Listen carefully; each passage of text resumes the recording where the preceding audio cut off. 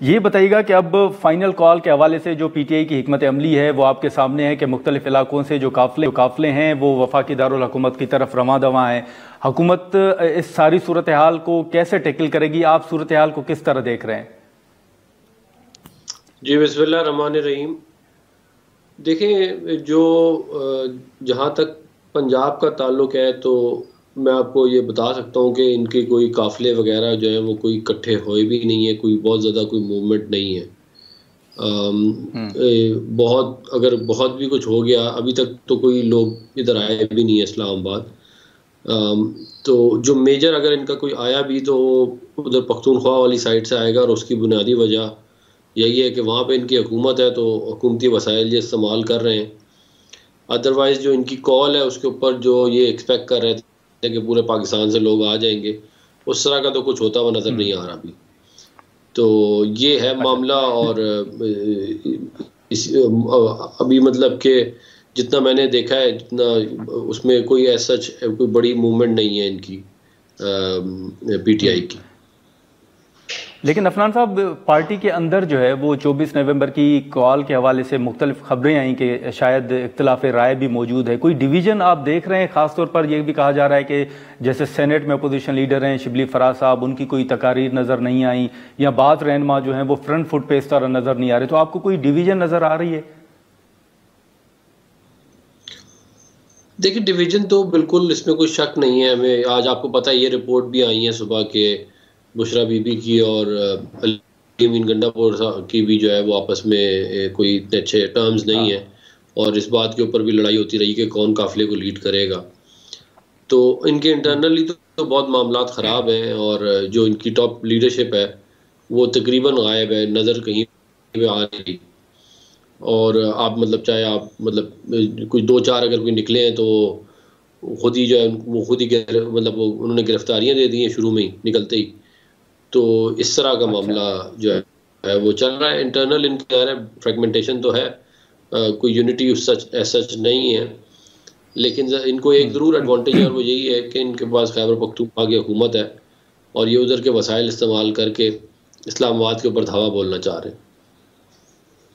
लेकिन अब उनके मुतालबात जो हैं अफनान साहब वो वाज़े हैं कि एक तो खान साहब की रिहाई है, दूसरा 26वीं आईनी तरमीम को वापस करने के हवाले से उनके मुतालबात हैं। आप समझते हैं कि ये मुतालबात इवन अगर वो डी चौक पर पहुंच भी जाते हैं, पहुंचने में कामयाब भी हो जाते हैं, तो ये दो मुतालबात ऐसे हैं जो माने जा सकते हैं, ऐसा आपको लग रहा है? देखिए, जो 26वीं आईनी तरमीम वाली बात है वो तो आप मुझे खुद बता देना। वो तो आप कि मैं अगर कह दूंगा वो रोल बैक कर दे तो वो रोल बैक तो नहीं हो जाएगी ना, या किसी के कहने से तो वो रोल सही। बैक नहीं होती। आईनी तरमीम को रोल बैक करने के लिए आपको 2/3 मेजॉरिटी चाहिए दोनों ऐवानों में।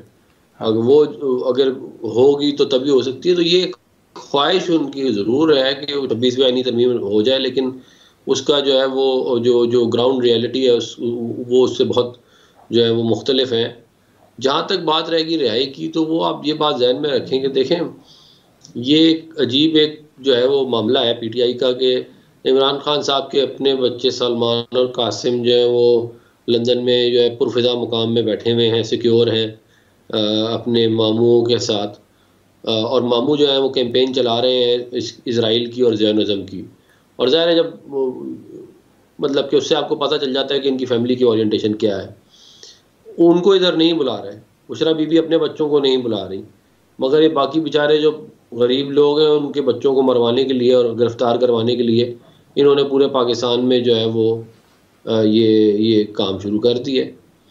तो ये मेरा नहीं ख्याल कि ये हमें अंदाज़ा पहले भी था कि कामयाब नहीं होगा, क्योंकि इन्होंने इतनी दफ़ा लोग अपने लोगों को भी धोखा दिया है। और जब आप खुद कमिटेड ही ना हो अपनी कॉज से, मतलब आप मुझे बताएं ना, इमरान खान साहब का तो कुछ भी नहीं जाएगा अगर मुल्क बंद हो। ना उनका यहाँ पे कारोबार है, ना उनके बच्चे यहाँ पर हैं।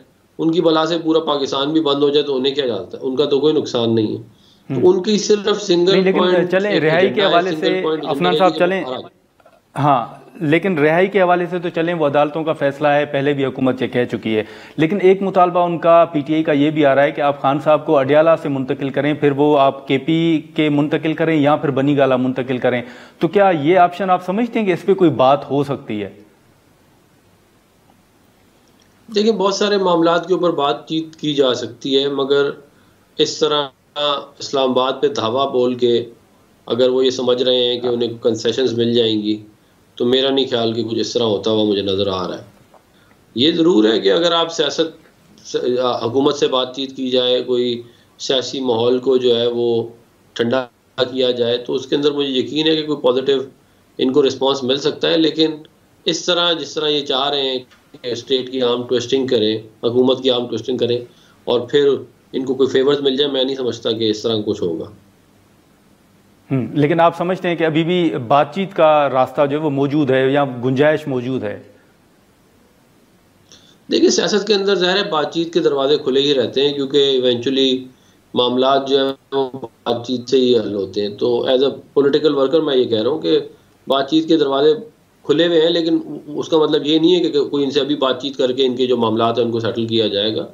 वो यही है कि ये अपनी जो इन्होंने कॉल ऑफ करें इसको, उसके बाद जो पॉलिटिकल पार्टीज़ हैं उनसे जिस तरह सिविलाइज तरीके से बातचीत होती है दुनिया में बाकी भी, उस तरह बातचीत करें, जो है अपने केसेस वगैरह को देखें, और तो मुझे यकीन है इनको शायद मामलात इनके लिए बेहतर हो जाए। लेकिन इस तरह जिस तरह ये करना चाह रहे हैं, इससे तो मामलात इनके अपने लिए भी ख़राब होंगे और इनकी पार्टी के लिए भी ख़राब होंगे।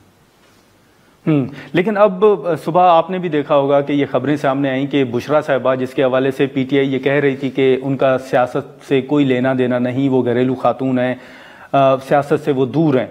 अब ये खबरें आई कि वो भी काफ़िले में शरीक हैं इस्लामाबाद आने के लिए। तो आप समझते हैं कि फिर अमली तौर पर उन्होंने भी कदम रख दिया है? फिर वो जो उन्होंने बयान दिया था सऊदी अरब से मुतल्लिक, तो उसको भी पीटीआई का ही बयान जो है वो तस्वुर किया जाएगा? देखिए, जो उन्होंने बयान दिया था वो पीटीआई के ऑफिशियल हैंडल पे, एक्स पे उसको शेयर किया गया है। तो वो ज़ाहिर है, अगर वो हाँ। कोई वैसे बयान दिया गया होता तो फिर पार्टी की जो मेन जो उनका ट्विटर पे पेज है उस पर वो क्यों शेयर करते।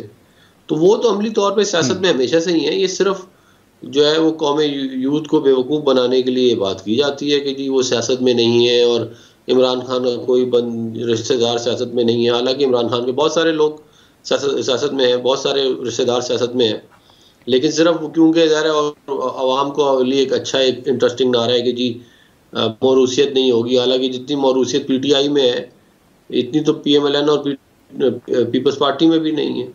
तो ये इनके अब घर के अंदर ही मामलात हैं, बहनें हैं, बेगम हैं और रिश्तेदार हैं, उनके दरमियान जो है ये इनकी आपस की भी लड़ाई है। और फिर ज़ाहिर है ये एक जो है ज़ाहिर इख्तियारात की भी लड़ाई है, ताकत की भी लड़ाई है, पैसे की भी लड़ाई है। तो वो सारी स्पिल ओवर होकर बार बार आवाम के सामने आ जाती है। फिर उसके बाद ये डैमेज कंट्रोल करते हैं कि नहीं जी वो ये नहीं था, वो नहीं था। हालांकि सबके सामने है कि कौन जो है वो मीटिंग में बैठ के जो है वो इंस्ट्रक्शंस दे रहा है, कौन जो है वो मीटिंग्स कॉल कर रहा है, कौन जो है वो नैरेटिव बना रहा है, सबके सामने है। उसके बाद कहना कि जी सियासत से हमारा कोई ताल्लुक नहीं है, ये सिर्फ जो है वो पीटीआई के जो लोग बिल्कुल जिनकी अक्ल के ऊपर पर्दे पड़ गए वही ये बात यकीन कर सकते हैं, और तो कोई नहीं करेगा।